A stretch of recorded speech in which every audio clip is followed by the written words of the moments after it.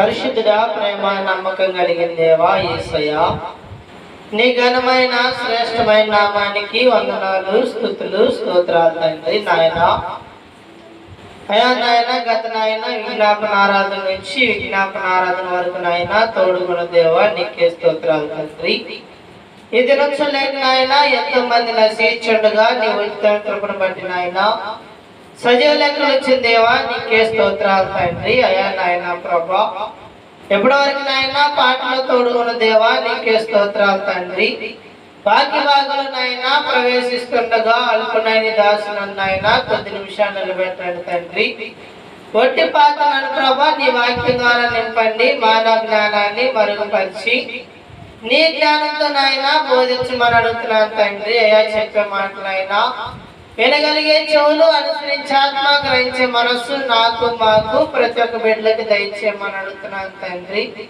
నాయన ప్రభా మీరు నాయన సముద్ర తీరంలో అరణ్య ప్రదేశాల్లో సమాజ మందిరాల్లో నీ స్వార్థం ప్రకటించినప్పుడు నీ మాటలు బట్టి నాయన ఎంతో మంది మారు మనసు పొందారు తండ్రి. లోది యొక్క హృదయాన్ని తెలిసినట్టుగా ఇక్కడ కొన్ని పెళ్లి యొక్క హృదయాల ప్రభా మీరు తెరవండి. నీ వాక్య వెలుగులో వారి హృదయాలు సరి చేసుకోవడానికి సహాయం దయచేయండి. చెవిగాలు వాడు విండుగా కన్నట్టుగా నాయన మాలో ఉన్న దురద చెవులు తొలగించి నాయన సముద్ర తీరంలో హృదయాలు తెలిసినట్టుగా ఇక్కడ కొన్ని పెళ్లి యొక్క హృదయాలు ప్రభా తెరిచి నీ వాక్య వెలుగులో నాయన వారి హృదయాలు సరి చేసుకొని నమ్మకంగా నీ సన్నిధిలో నడిచే కృప దయచేయమని అడుగుతున్నాను తండ్రి. శబ్దాంతరాన్ని స్వాధీనపరచుకోండి, వాతావరణాన్ని స్వాధీనపరచుకోండి. ఎటువంటి అల్లరికి కానీ అంధకార శక్తులకి దురాత్మకి స్థితులాత్మ ప్రభాధికారం ఇవ్వకుండా మీరే తోడుగా ఉండమని అతి శ్రేష్టమైన నజరేయుడైన యేసుక్రీస్తు నామమున బట్టి అడిగి అడుగుతున్నాను తండ్రి. ఆమేన్. పరిశుద్ధ గ్రంథము నుంచి యోబు గ్రంథం 8వ అధ్యాయం 6వ వచనం చదువుకున్నట్లయితే, నీవు పవిత్రుడవై యథార్థవంతుడవైన ఎడల నిశ్చయముగా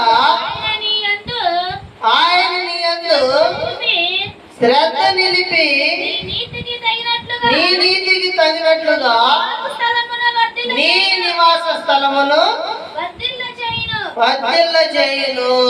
చాలండి. చూడండి ప్రియమైన సహోదరి సోదరులారా, ఈ మాటలు మనం శ్రద్ధగా గమనించినంటే యోబుతో చూడండి, తన స్నేహితుడైనటువంటి బిల్దాద్ అనేటువంటి వ్యక్తి చూడండి యోబుతో సంభాషిస్తున్నటువంటి సమయంలో యోబు ఏమన్నాడంటే, నీవు పవిత్రుడవై యథార్థవంతుడైన ఎడల నిశ్చయముగా ఆయన నీ యందు శ్రద్ధ నిలిపి నీ నీతికి తగినట్లుగా నీ నివాస స్థలాన్ని వర్ధిల్ల చేయును అన్నాడు.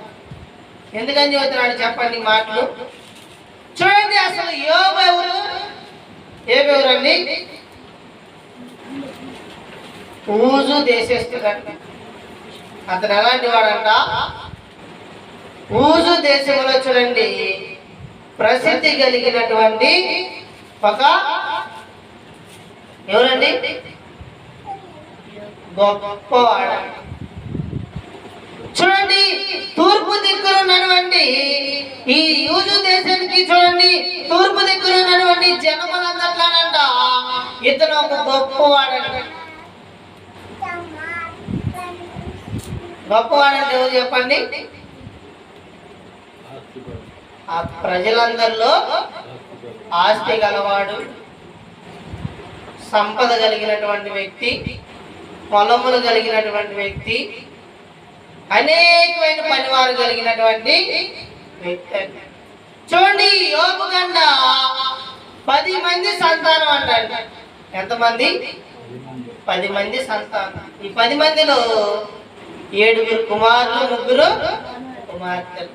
చూడండి, అలాగే ఇతని కంట 7,000 గొర్రెలు, 3,000 ఒంటెలు. ఏంటండి? 7,000 గొర్రెలను, 3,000 ఒంటెలను, 500 జతలు. చూడండి, ఎద్దులు, అలాగే ఆడుగాడిదలు ఉన్నాయి అంట. చూడండి, అలాగే చూడండి అనేకమైనటువంటి పనివారు ఉన్నారండి. ఏంటండి? ఈయన జీవితం చూడండి ఎలాగుందండి. ఈ యోగుకి ఎటువంటి శ్రమ గాని, ఎటువంటి బాధ గాని, ఎటువంటి ఇబ్బంది గాని, ఎటువంటి శోధన గాని, ఎటువంటి చూడండి బాధ గాని వ్యక్తికి ఉందా? లేదండి. చూడండి, ఒక మనిషికి ధనం ఉందనుకో చాలండి, ఒక మనిషి సంతానం ఉంటే చాలండి, ఒక మనిషికి ఆస్తి ఉంటే చాలండి, ఆ మనిషి ఎంతో సంతోషంగా జీవిస్తాడు. ప్రియమైన సహోదరి సహోదరులు, ఈ యోబు జీవితం కూడా ఎలాగుందంటే చూడండి, తను చూడండి ఆ పట్టణం మొత్తంలో ఒక గొప్పవాడండి.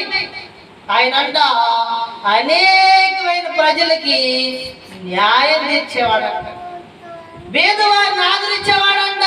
చూడండి, ఇదిగో విధవరాల పక్షాన చూడండి ఎవరైనా వేచి వాడితే వారికి చూడండి ఇదిగో న్యాయం తీర్చేవాడంట, అనాథ బిడ్డల్ని ఆదరించేవాడంట. చూడండి, ఇదిగో ఎంతో మంది ఇదిగో అనేకమైన శ్రమలతో బాధపడుతున్న వ్యక్తులకి సహాయం చేసేవాడంట. ఎలాంటి వాడు? ఒక మనిషి గొప్పవాడవ్వాలంటే అతనికి ఎంతో ఏమన్నారండి, మంచి పేరు ప్రతిష్టలు ఉండాలి. ప్రియమైన సహోదరి సహోదరులారా, ఊరికనే ఒక మనిషి గొప్పవాడు అవుతాడండి? అవుతాడు చెప్పండి. చూడండి, ఎన్ని వేల కోట్లు సంపద ఉన్నా కానీ వాడు అక్రమంగా సంపాదిస్తే వాడిని ఎవరైనా గొప్పవాడు అంటానండి?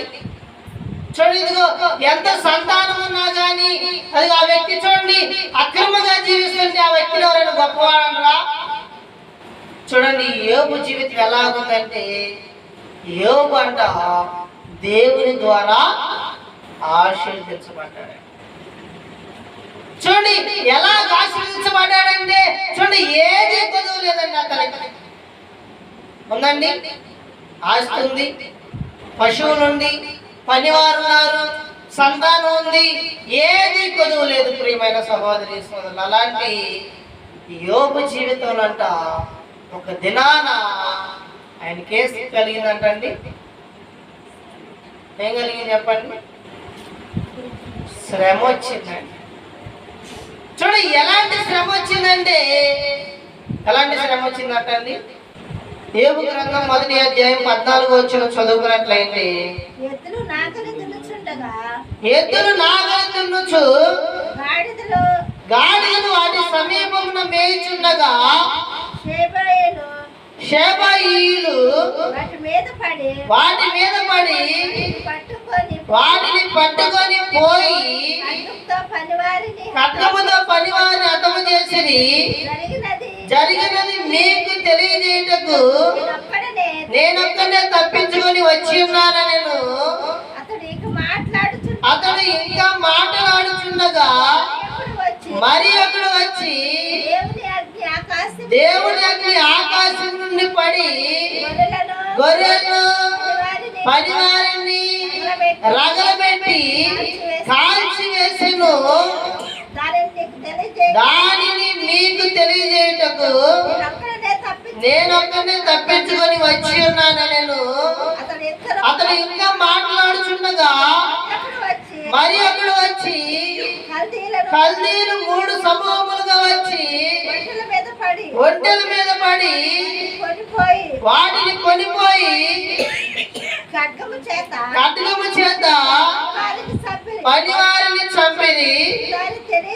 నీకు దాని తెలియజేయటకు నేనొక్కనే తప్పించుకొని వచ్చి ఉన్నాను. నేను అతడు మాట్లాడుచుండగా వేరొకడు వచ్చి నీ కుమారులను నువ్వు కుమార్తెలను మా అన్నయ్య భోజనము చేయించు ద్రాక్షరసము పానము చేయించుండగా గొప్ప సుడిగాలి అరణ్య మార్గముగా వచ్చి ఆ ఇంటి 4 మూలలు కొట్టగా అది యవ్వనుల మీద పడినందున వారు చనిపోయిరి.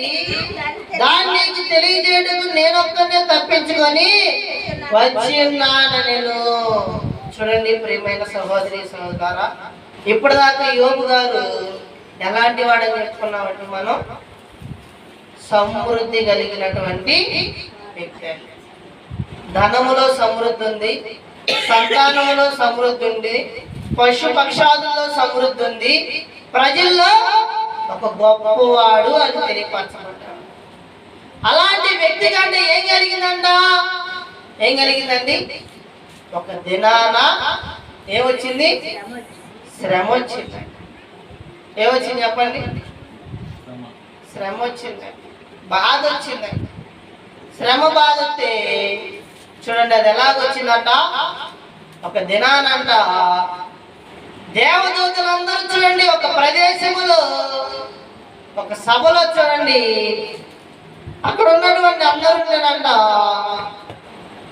ఏం జరిగిందండి? అపవాదంట అటు ఇటు తిరుగుచు ఆ సభ యొద్దకు వచ్చిందంట.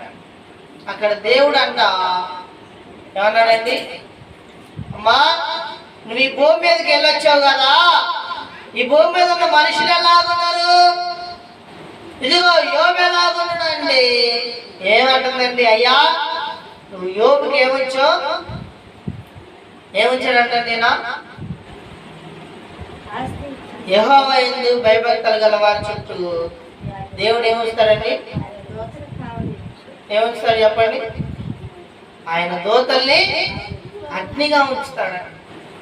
చూడండి యోబు భక్తి అంటే ఎలాంటిదంటే చూడండి, యోబు అంట ఇదిగో తన కుమారుడు చూడండి దినదినం విందు చేసుకుంటా 10 మంది చూడండి సంతోషంగా జీవిస్తున్నటువంటి సమయంలో వాళ్ళు చూడండి ద్రాక్షరసము తాగి దేవుడిని ఏమైనా దూషిస్తారేమో, దేవుడిని ఏమైనా అవమానిస్తారేమో, వారిని వారు మెచ్చుకుంటారేమో, తన తండ్రి హోదాన్ని బట్టి దేవుడిని అవమానిస్తారేమో అని భయముతో చూడండి తన కుమారుల మీద దినదినం ఏం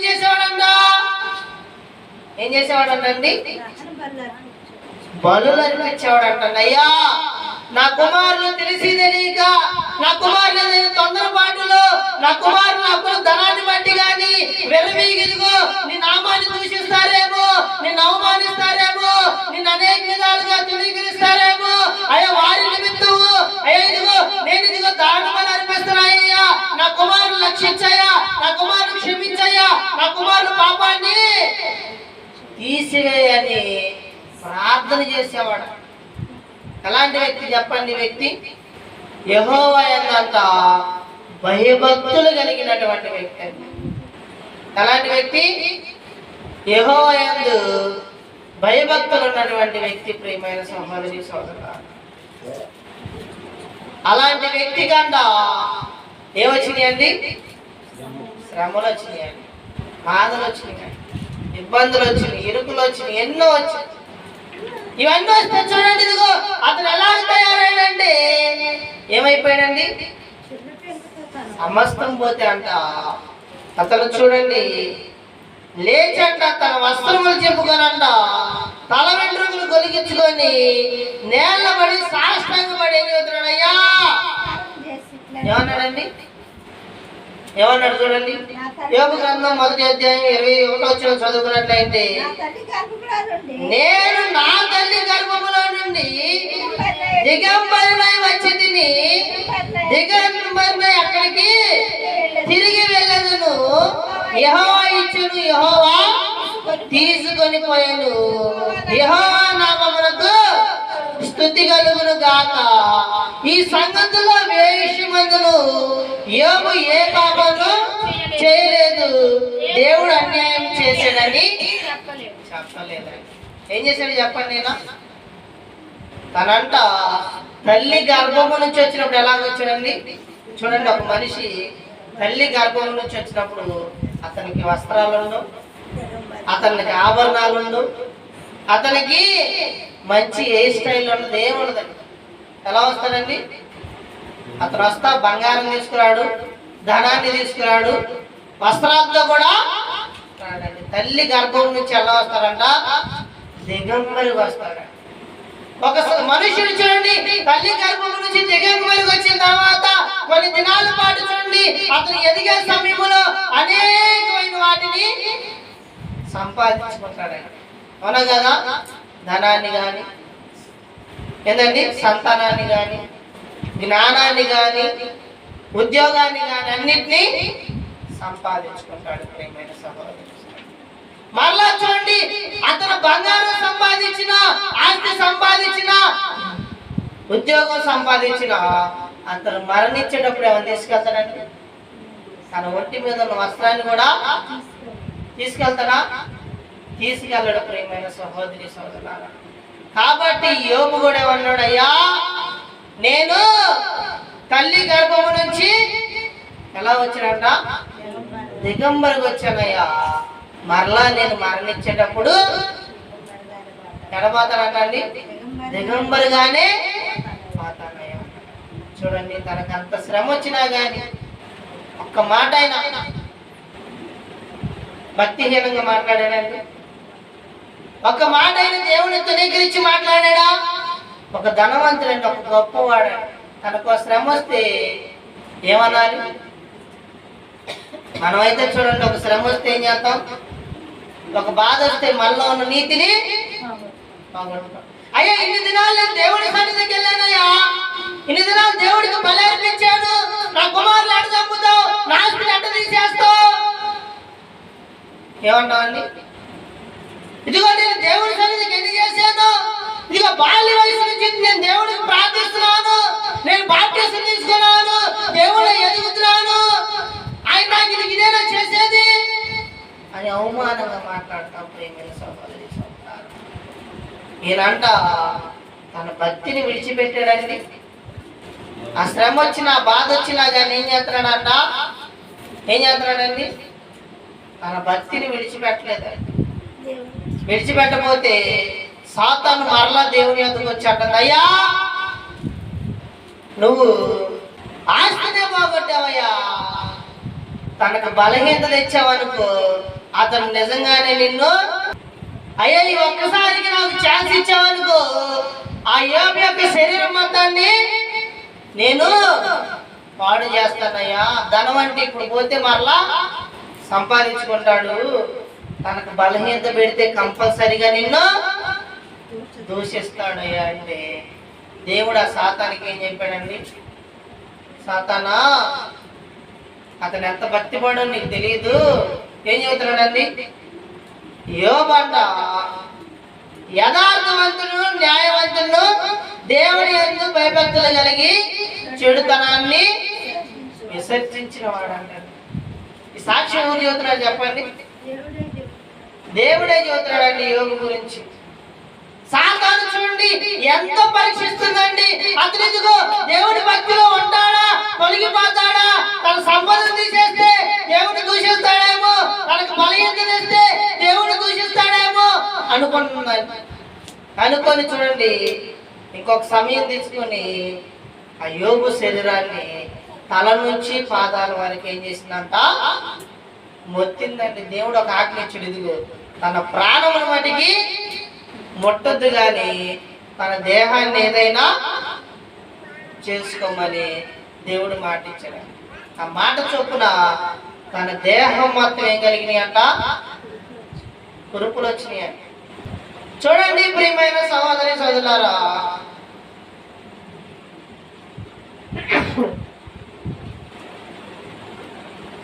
ఆ కురుపులు వస్తే చూడండి నేనేం చేశాడంట? ఆ కురుపులతో అంట ఎక్కడికి వెళ్ళిపోయాడండి? అరికాలు మొదలుకొని నడినెత్తి వరకు బాగా కలిగించేటువంటి కురుపులు వస్తే ఈయన చూడండి అతని ఒళ్ళు గోక్కోవడానికి అంట చెల్లపెంకోడు తీసుకొని బూడిదలో కూర్చోండి తన శరీరం మొత్తాన్ని ఏం చేసుకున్నాడండి? గీరుకున్నాడండి. తన శరీరం మొత్తాన్ని ఆ చెల్లపెంకుతో, చెల్లపెంకు అంటే ఏంటండి? కొండను పగలు పెడుతూ వచ్చినటువంటి పెంకు. ఆ పెంకు తీసుకొని తల నుంచి చిరపాల వరకు ఏమొచ్చిందంట? అతనికి బాధ కలిగించినటువంటి కురుపులు వచ్చినాయి ప్రియమైన సహోదరి సోదరులు.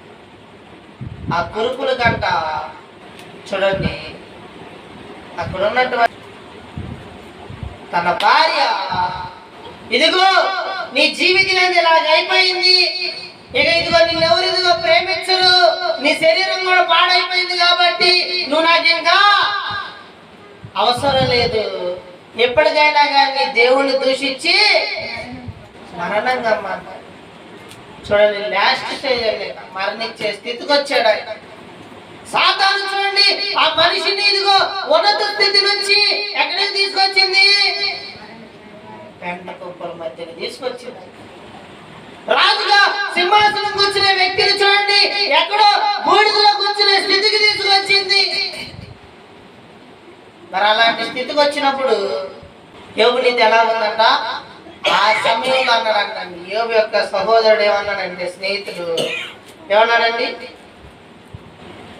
ఇదిగో నీవు పవిత్రుడవై యథార్థమైంది ఎలా నిశ్చయముగా ఆయన్ని యందు శ్రద్ధ నిలిపి నీ నీతికి తగినటువంటి నివాస స్థలాన్ని ఏం చేస్తారట? వర్ధలు చేస్తారు. చూడండి ప్రియమైన సహోదరి సోదరులారా, దేవుడు అన్యాయస్తుడు కాదు. దేవుడు మాట ఇచ్చి దేవుడు మాట తప్పేవాడు కాదు. ప్రియమైన సహోదరి సోదరులారా, యోబు విషయంలో చూడండి, సాతాను అతను ఎంత శోధించినా గాని దేవుడు తన నీతిని చూశాడు. ఏం చూశాడండి? తను బలహీనపరచబడినా గాని, తను చూడండి తన సమస్తాన్ని కోల్పోయినా గాని, తన కడుపును పుట్టిన బిడ్డలు కోల్పోయినా గాని, ఎన్ని చేసినా గాని, ఎంత బాధపరిచినా గాని, చివరికి భార్య అవమానించి ఎందుకు నీకు ఈ జీవితం, ఎందుకు నీకు ఈ స్థితి, ఎప్పటికైనా దేవుడు దూషించి నువ్వు సచ్చివాడినా గాని, ఆయన చూడండి ఆ దేవ స్థితిలో కూడా ఏమని అడుగుతున్నాడు? ఏమన్నాడండి? చూడండి ప్రార్థన చేస్తున్నాడండి ఆయన. ఏమనంటే యోబు గ్రంథం 19వ అధ్యాయం 25వ వచనం చదువుకున్నట్లయితే, అయితే నా విమోచకుడు సజీవుడనియు తరువాత ఆయన భూమి మీద నిలిచిననియో నేను ఎరుగుదును. ఆయన భూమి మీద నిలిచని నేను ఎరుగుదును. ఇలాగూ నా చర్మము చీకిపోయిన తరువాత శరీరముతో నేను దేవుని చూచెదను. నా మటుకు నేనే చూచెదను. మరి ఎవరినూ కాదు, నేనే కన్నులారా ఆయన్ని చూచెదను. ఏమని చెబుతున్నాడు? తన నీతి చూడండి ఎలా ఉంది. అతనంట పడిపోయిన తర్వాత అంట ఆ యోబు చూడండి చిన్నపిల్లలకి ఆహారం ఇచ్చేవాడంట, అనాథ బిడ్డల దగ్గర తీసేవాడంట, విధవరాలకి న్యాయం తీర్చేవాడంట. అలాంటిది నేను చూడండి అక్కడ ఆ బూడిదలో కూర్చున్నప్పుడు అంట ఆ చుట్టూ ఉన్న పిల్లలందరూ ఇతని హేళన చేసేవాళ్ళంట. అక్కడ చూడండి ఎవరైతే సహాయం చేసే వాళ్ళందరూ ఎన్నో అవమానించేవాళ్ళంట. ఎన్ని చేసినా గాని యోబు తన నీతిని విడిచిపెట్టలేదు. తన నీతిని పట్టుకున్నాడు. ఎలాగంటే చూడండి, ఇదిగో నా శరీరం చీకిపోయినా గాని, ఇదిగో ఈ సజీవుడైనటువంటి నా విమోచకుడైనటువంటి ఈ దేవుడిని నా కనులారా ఎవరో చూసినట్టు కాదు. ఒక చూడండి బలహీనపరచబడ్డారనుకో, అయ్యా నా నిమిత్తం ప్రార్థన చేయ అంటారు. అయ్యా ఇదిగో నేను మందిరానికి రాలేకపోతున్నాను కానీ నా కొరకు ప్రార్థించండి అయ్యా అంటారు.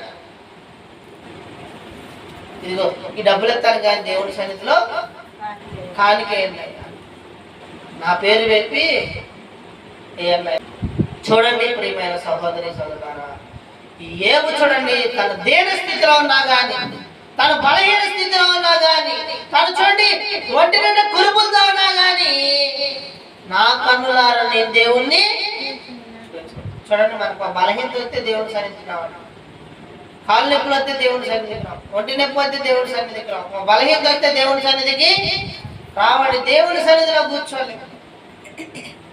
ఏనైతే తన శరీరం గాయపరచబడినా ఎవరో చూసినట్టు కాదు కానీ నా శరీరంతో నేను దేవుణ్ణి చూస్తానన్నాడు. ఇంకేమన్నాడు? అయ్యా నా పాప ఏమన్నా కానీ నాకు బయలుపరచు. దేవుడు సాక్ష్యం ఇచ్చాడేమని, ఇతను న్యాయవంతుడు యథార్థవంతుడు చెడుతానని చూడండి. సాక్ష్యం దేవుడు ఇచ్చినా గాని, అయ్యా ఇంకేడైనా తప్పిపోయాను నేను, నా కుమారుల విషయంలో ఏదైనా పాపం ఉందా, నా భార్య విషయంలో ఏదైనా పాపం ఉందా, భార్య దేవుడు దూషించమంటే మూర్ఖురాలా? మేలు కలిగినప్పుడు బాగా అనిపించావు, కీడు కలిగినప్పుడు అనిపించలేవా అని చూడండి. నోటి మాటలో కూడా తప్పు చేయలేదట. అతని నీతి ఎలాంటిది చెప్పండి. అందుకని దేవుడు అంట ఏం చేశాడంటండి, తన నీతిని బట్టి అంట తన నివాస స్థలాన్ని అద్దెలు చేశాడు. పరీక్షించినంతసేపు పరీక్షించాడంట. ఆ పరీక్షించడం అవగానే తనకేం ఇచ్చాడంటండి.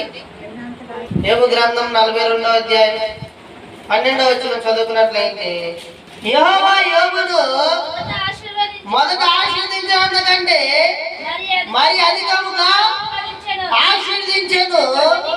అతనికి 14,000 గొర్రెలు, 6,000 ఒంటెళ్ళు, 1000 జతల ఎడ్లను, 1000 ఆడగాడిదలను కలిగెను.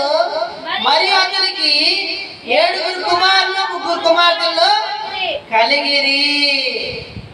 ఏం చేశాడు చెప్పండి మరి దేవుడు? తన నీతిని చూశాడు. తన శ్రమలో ఉన్నప్పుడు, బాధలో ఉన్నప్పుడు, ఇబ్బందుల్లో ఉన్నప్పుడు దేవుడిని గౌరవపరిచాడా? దేవుడిని అవమానించాడా? దేవుడికి ప్రార్థించాడా? ఈ లోకం వైపు వెళ్ళిపోయాడా? భార్య మాట విన్నాడా? భక్తి చేశాడా? సాతాను చెప్పినట్టు దూషించాడా? లేదంటే ఇదిగో యథార్థవంతుడుగా నీతివంతుడుగా జీవించాడా? ఈ భూలోకంలో దేవుడికి నమ్మకమైనటువంటి పనివారిగా నివాసం కలిగి ఉన్నాడా? తన తప్పులు సరి చేసుకున్నాడా? లేదా తన తప్పులు కప్పిపెట్టుకున్నాడా? ఏమి తప్పు చేయకుండా యోబు నిందలు మోసాడండి. ఏమి తప్పు చేయకుండా యోబు మీదకి శ్రమ వచ్చిందండి. ఏమి తప్పు చేయకుండా యోబు శోధించబడ్డాడు. ఆ శోధించబడ్డప్పుడు అంట తన నీతిని ఎక్కడా విడిచిపెట్టాడండి. తన నీతిని భార్య రూపంలో శోధించబడ్డాడండి. కుమారులు కోల్పోయి శోధించబడ్డాడు. శ్రమల రూపంలో శోధించబడ్డాడు. అయినా కానీ తన నీతిని విడిచిపెట్టలేదండి. ఒక చూడండి, ఇప్పుడు శ్రమ వచ్చిందనుకో, అవసరమైతే అక్రమంగా అయినా కానీ తెచ్చుకొని ఆ శ్రమను తెచ్చుకోవాలనుకుంటున్నాను. ఒక వ్యక్తిని మోసం చేసేనా నేను బాగుపడాలి. ఒక వ్యక్తిని చూడండి గాయపరిచాను నేను సంతోషంగా ఉండాలనుకుంటాను. కానీ ప్రియమైన సహోదరి సోదరులారా, నీలో ఏముండాలంట? నీతి ఉండాలి. నీతి లేకుండా ఎంత జీవించినా ఉపయోగం లేదు. ప్రేమ తన స్నేహితుడు సహోదరుడు అన్నాడు, స్నేహితుడు నీలో నీతి లేదేమో, నీలో యథార్థం లేదేమో, నీలో ఇదిగో మంచి ప్రవర్తన లేదేమో, తన స్నేహితుడు దూషిస్తుంటే యోబు అన్నాడు, అయ్యా నిజంగానే నాలో నీతి లేదేమో, నిజంగా నేను తప్పు చేసిన వాడినేమో, నిజంగా నాలో పాపం ఉందేమో, అయ్యా నన్ను క్షమించాయని దేవుడికి ప్రార్థిస్తున్నాడు. ప్రేమైన సహోదరి సహోదరుడు, ఆ సాతాను పరీక్షిస్తానంట ఇతని కంటే నీతిమంతుడు ఎవడు ఉన్నాడండి? తన స్నేహితులు నీతిమంతులు కాదు, తన భార్య నీతిమంతులు కాదు. ఎవరు నీతిమంతులు చెప్పండి? యోబు నీతిమంతుడు. ప్రియమైన సహోదరి సహోదరుడు, కాబట్టి సాతాను తన్ని నాశనం చేస్తే దేవుడు తన్ని రెండంతలుగా ఏం చేశాడండి? ఆశీర్వదించాడండి. మనకు ఒకటి పోయిందనుకో మనం బాధపడకూడదు. ఏందండి? మన ఆస్తి పోతే మనం బాధపడకూడదు. మనకు బలహీనత వస్తే మనం బాధపడకూడదు. మనకి ఏదైనా శోధన వస్తే బాధపడకూడదండి. కొంతమంది అలాగే బాధపడుతూ ఉంటారు, అయ్యో ఎన్ని పోయినాయే, రేపు నా జీవితం ఎలాగా?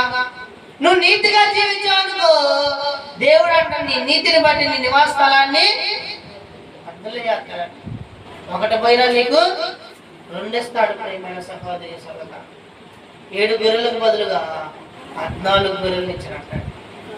3,000 ఒంటెలకు బదులుగా 6,000 ఒంటెలు ఇచ్చినట్ట. 500 ఎడ్లకు బదులుగా 500 జతల బదులుగా గాడిదలకు బదులుగా చూడండి 1000 జతల ఎడ్లని 1000 జతల గాడిదలను ఇచ్చిన. ప్రియమైన సహోదరి సహోదరుడు, ఆశీర్వాదం ఎప్పుడు వచ్చిందండి? నువ్వు దేవుని ఎదుట నీతిగా ఉన్నావు. వాక్యం స్పష్టంగా చెప్తుంది, నీ నీతికి తగినట్టుగా నీ నివాస స్థలాన్ని తెలియజేస్తాడండి. మనలో నీతి ఉంటే దేవుడు మనం ఆశీర్వదిస్తాడండి. యోబులో ఏముంది? నీతి ఉంది. ప్రియమైన సహోదరి సోదరులు, అందుకని మొదటి నుంచి ఆయన తుద వరకు కూడా ఆశీర్వదించబడ్డాడు. మధ్యలో ఎన్ని శ్రమలు వచ్చినా ఎన్ని బాధలు వచ్చినా కానీ జయించగలిగాడంటే అతను నోటి మాటల్లో కూడా ఒక పాపం కూడా చేయలేదండి. నీతిగా జీవించాడు.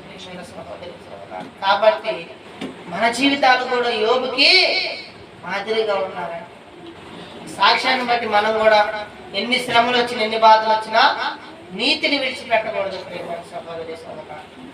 ఎందుకంటే మనం ఎప్పుడైతే నీతిగా ఉంటామో అప్పుడంట ఆ నీతిని బట్టి దేవుడు ఏం చేస్తాడు? నిన్ను వర్ధల చేస్తాడు, నీ కుటుంబాన్ని వర్ధల చేస్తాడు, నీ సంఘాన్ని వర్ధల చేస్తాడు, నీ ఆత్మీయ జీవితాన్ని వర్ధల చేస్తాడు. కాబట్టి నీతిని పట్టుకొని జీవించాలి. యోబులాగా నీతి పరుడు ఉండాలి. ప్రేమ సహోదరి సోదరా, రాత్రికాల సమయంలో మనల్ని మనం పరీక్షించుకోవాలి. మన నీతి ఎలాగుంది, దేవుడి ఎదురు ఎలాగ జీవిస్తున్నాం గమనించుకొని ప్రతి ఒక్క మనుషుడు కూడా తనను తాను పరీక్షించుకొని దేవుడి ఎదురు నమ్మకంగా నీతిగా బ్రతకాలని మనసారా కోరుకుంటూ ఈ చిన్ని మాటలు తన వినికిల్లో జ్ఞాపకం చేసుకోవాలని దేవునికి మనవి చేసుకున్నాను. మంచిదండి. ప్రతి ఒక్కరికి వందనాలండి.